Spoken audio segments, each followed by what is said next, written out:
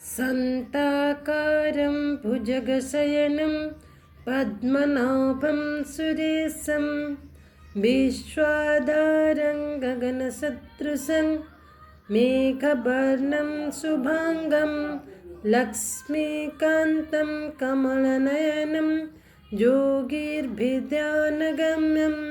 वन्दे विष्णु भवभयहरं सर्वलोकैकनाथं।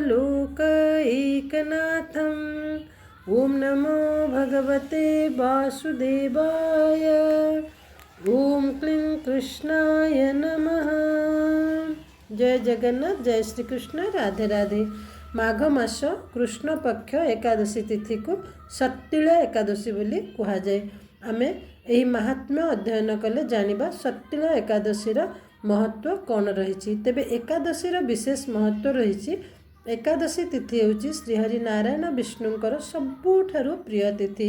एकादशी व्रत पालन करने द्वारा श्रीहरि नारायण विष्णु प्रसन्न होइथान्ति और इच्छा प्राप्ति वर प्रदान करथान्ति। तेबे एकादशी मासको दुईटा पड़ी थाए, कृष्ण पक्ष एकादशी और शुक्ल पक्ष एकादशी। सही हिसाब रे वर्ष को 24टी एकादशी करने को पड़ी थाए, पालन करने को पड़ी थाए। तेबे एही एकादशी व्रत पालन करने द्वारा जन्म मृत्यु चक्ररु मध्य मुक्ति लाभ मिले थाए। और जो माने नियम मानी एकादशी व्रत पालन करथान्ते वैकुंठगामी होइथान्ति बोली एही महात्म्य रे उल्लेख करा जायछि।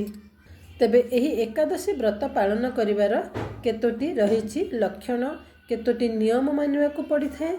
जेमिति कि से दिन मिछ कथा कहिबे नाही, चिंतन करिवे। भगवान विष्णुंकर दिन सारा जिते पारु पर्यंत मौन रही भगवानकर चिंतन करिवे। भगवान को तुलसी अर्पण निश्चित भाव में करिवे। मिछ कथा कहिबे नहीं, काहाकू क्रोध होई काहाकू किछि गाली गुलज देबे नहीं, पर चर्चा पर निंदा पर चुगलीचारी करिवे नहीं, आ सबुबले सत कथा कहबाकू चेष्टा करिवे।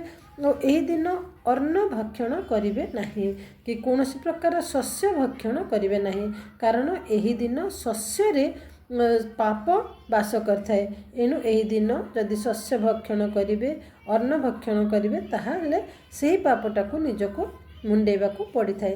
एणु पारु पर्यंत शाकाहारी और सात्विक भोजन जेभଳି कि फलाहार करिपारिबे, जलाहार करिपारिबे, एही सबु भोजन करी भगवानकर चिंतन रे रहिबे। आउ हरे कृष्ण कृष्ण कृष्ण हरे हरे, हरे राम राम राम हरे हरे भगवानकर बीज मंत्र को जेते दूर हो पारिबो गान करिवे। तेबे चलंतु पढ़िबा माघ मासर कृष्ण पक्षर एकादशी सट्टिला एकादशी व्रत कथा। पंचम अध्याय। युधिष्ठिर उवाच स्तुति करीन युधिष्ठिर कहन्ति प्रभु दामोदर, माघर कृष्ण एकादशी नाम ही कहिबा विशेषी। श्रीकृष्ण उवाच कृष्ण कहन्ति युधिष्ठिर बाल्य अगस्त्य दुहिंकर। बाल्य उवाच बाल्य कहन्ति हे अगस्त्य तुम्भे समस्त शास्त्रेभ्यस्त, जहाँ पचारू अछि मुहि कहिबा संदेह फिटाई।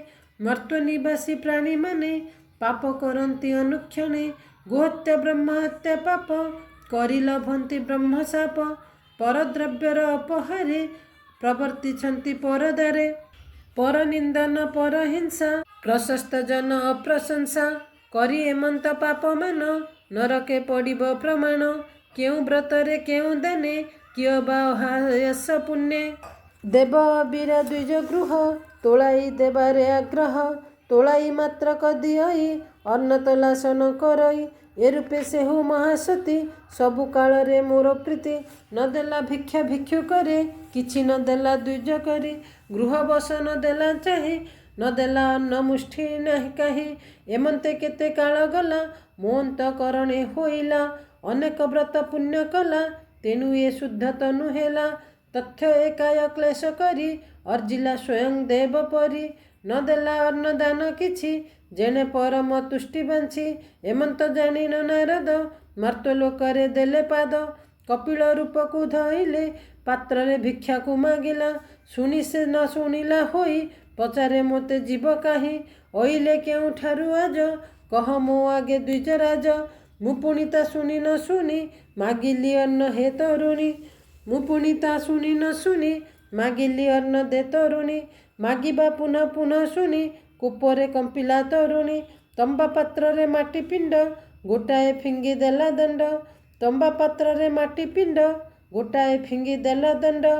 ଏମନ୍ତ ଭିତ ତାର ଦେଖି ମନେ ନାରଦ ହେଲେ ଦୁଃଖୀ। ଦୁଃଖ ବିଚାରି ସ୍ୱର୍ଗପୁର ଗଲି ମୁଁ ଛାଡ଼ି ସେ ଶରୀର। ପୁଣି ବହୁତ କାଳ ଗଲା ତପସ୍ୱୀ ପ୍ରାଣ ଶୂନ୍ୟ ହେଲା। ଏ ମହାବ୍ରତ ପ୍ରଭାବରେ ସ୍ଥାନ ପାଇଲା ସ୍ୱର୍ଗପୁରେ। ଏ ମୃତ ପିଣ୍ଡ ଦାନ କରି ପାଇଲା ମନୋରଥ ପୁରୀ। ଯେଣୁ ନ କଲା ଅନ୍ନଦାନ ତେଣୁ ଏପରି ଧନହୀନ। ପୁରରେ ପଶି କିଛି ଧନ ନ ଦେଖି ହୋଇ କ୍ଷୀଣ ମନ। ପୁରୁ ବାହାରି ମୋ ଅଗ୍ରତେ କହଇ ମହାକୋପ ଚିତ୍ତେ। ମୁଁ କଲି କୃଚ୍ଛ ଚନ୍ଦ୍ରାୟଣ ଭଜିଲି ଦେବ ନାରାୟଣ। କଲି ମୁଁ ଉପବାସ ବ୍ରତ ଦେବ ବ୍ରାହ୍ମଣ ଗୃହ ସତ। ମୋ ଘରେ କିଛି ଧନ ନାହିଁ କି ବୁଦ୍ଧି କହ ଭାବଗ୍ରାହୀ। ଏ ପାଦ ପଦ୍ମ ଆଶ୍ରୟ କରି ତ୍ରୈଲୋକ୍ୟ ହେଲି ମୁଁ ସୁନ୍ଦରୀ। ମାଇଲି ଅନୁପମ ପୁରୀ ନିର୍ଧନ ହେଲି ଏ କିପରି। ଶୁଣି ସେ ବ୍ରାହ୍ମଣୀ ବଚନ ଯାହା କହିଲେ ତୁମ୍ଭେ ଶୁଣ।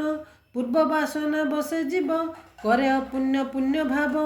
ଯେ ବଡ଼ କର୍ମ କରିଥାଇ ଶେଷେ କର୍ମର ଫଳ ପାଇ। ତୁ ଦେବୀ ଦ୍ୱିଜେ ଦେଲୁ ଘର ତେଣୁ ପାଇଲୁ ଦିବ୍ୟପୁର।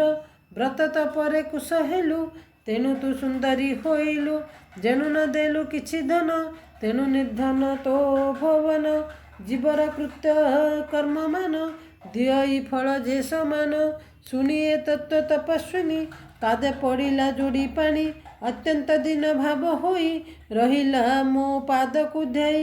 ବାଇଲି ବିଷାଦନ ଘେନି ଯାଅ ପୁରକୁ ତପସ୍ୱିନୀ। ତୁମ୍ଭଙ୍କୁ ଦେଖିବାକୁ ଥୋକେ ଆସିବେ ଜଗତର ଲୋକେ। କବାଟ କିଳି ରହିଥିବୁ ଡାକିଲେ ବାହାର ନୋହିବୁ। ଜାଣିବୁ ଯାହାର ଆଗ୍ରହ ବୋଲିବୁ ସତ୍ୟ ବାକ୍ୟ କହ। ଶଟତିଳ ପୁଣ୍ୟ ଦେବି ବୋଲି କବାଟ ଦିଅ ପେଲି। ଏ ମଧ୍ୟ ସେ ଯେହି କେହି ଯୋବେ ସତ୍ୟ ମୁଁ ଦେବଇଁ ବୋଲିବେ। ତେବେ ତୁ ସତ୍ୟ କରାଇବୁ ବେଗେ କବାଟ ଫିଟାଇବୁ। ଏମନ୍ତ ମୋହଠାରୁ ପୁଣି ଗଲା ପୁରକୁ ତପସ୍ୱିନୀ।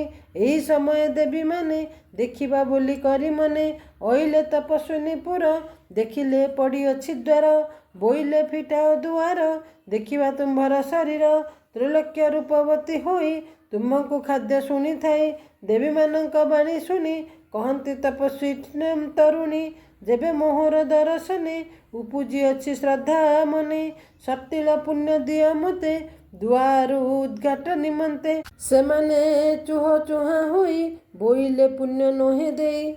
ଏତେ ବିଚାରିଲେ ଉଠିଲା ଏ ମଧ୍ୟ ଜଣକେ ବୋଇଲା। ସତିଳ ପୁଣ୍ୟ ନିଅ ମୋର ଦେଖାଅ ତୁମ୍ଭର ଶରୀର। ଶୁଣୁ ଯେ ଅଛୁ ତିନି ଲୋକେ ନାହିଁ ତ ରୂପ ସମଲୋକେ। ଏ ରୂପ ପ୍ରତ୍ୟକ୍ଷ କରିବା ସତିଳ ପୁଣି ଅର ଯିବା। ଏମନ୍ତ ଶୁଣି ସେ ମହିଳା ଦ୍ୱାର ଫିଟାଇ ବାହାରିଲା। ଦେଖିନ ଦେବ ନାରୀ ମାନେ ଅତି ବିସ୍ମିତ ହେଲେ ମନେ। ଏ ରୂପେ ରୂପବତୀ ହୋଇ ତିନି ଲୋକରେ ପ୍ରାୟ ନାହିଁ। ଅସୁରୀ ଗାନ୍ଧର୍ବୀ କିନ୍ନରୀ ଯେବା ପନ୍ନଗୀ ଅପସରୀ। ମାନୁଷୀ କିମ୍ପାଇ ଲେଖିବା ଏ ନାରୀ ସମାନ ଦେଖିବା। ହୋଇ ନଥିଲା ହେବ ନାହିଁ ଈଦୃଶ ରୂପବତୀ କାହିଁ। ଏ ରସେ ସ୍ତୁତି କରି ମୁଦେ ଗଲେ ସେ ନାରୀ ଦେବ ବୃନ୍ଦେ। ତପସ୍ୱୀ ପଶିଲା କପୁରେ ଦେଖିଲା ପୁର ସମ୍ପଦରେ। ମଣିମୋହର ଅନୁଗ୍ରହ ମୋ ପାଦେ କଲା ଅତି ସ୍ନେହ। ଅତ୍ୟନ୍ତ ତୃଷ୍ଣା ନ କରିବ ବିତ୍ତଶାଠାକୁ ବିବର୍ଜିବ। ଆପଣା ଚିତ୍ତ ଅନୁସରି ତିଳ ବସନୁ ଦାନ କରି। ବିଧିରେ କୃତ ତିଳ ଦାନ ହରଇ ସର୍ବ ପାପ ମାନ। ଜାଣ ଶରୀର ଅନିଶ୍ଚିତ ଏ ରୂପେ ନଥିବ ସୁକୃତ। ଆରୋହୀ ଜନ୍ମ ଜନ୍ମ ହୋଏ ଦରିଦ୍ର କଷ୍ଟକୁ ନ ପାଏ। ଏ ସତିଳ ଏକାଦଶୀ ସକଳ ପୁଣ୍ୟ ଧର୍ମ ଆସି। ଶୁଣ ହେ ବାଲ୍ୟ ମହାମୁନି କହିଅଛନ୍ତି ପଦ୍ମଜନୀ। ମାହାତ୍ମ୍ୟ ଶୁଣିବ ଓ ପଢ଼ିବ ପାତକ କ୍ଷୟ ଯେ ଲୋଡ଼ିବ। ମହାତ୍ମା ଶୁଣେ ଯେବା ପଢ଼େ ତ୍ରିବିଧ ପାତକେ ନ ପଡ଼େ। ଇତି ଶ୍ରୀ ଦ୍ୱାଦଶ କଳ୍ପେ ମାଘ କୃଷ୍ଣ ସତିଳ ଏକାଦଶୀ ମାହାତ୍ମ୍ये ନାମ ପଞ୍ଚମ ଅଧ୍ୟାୟ।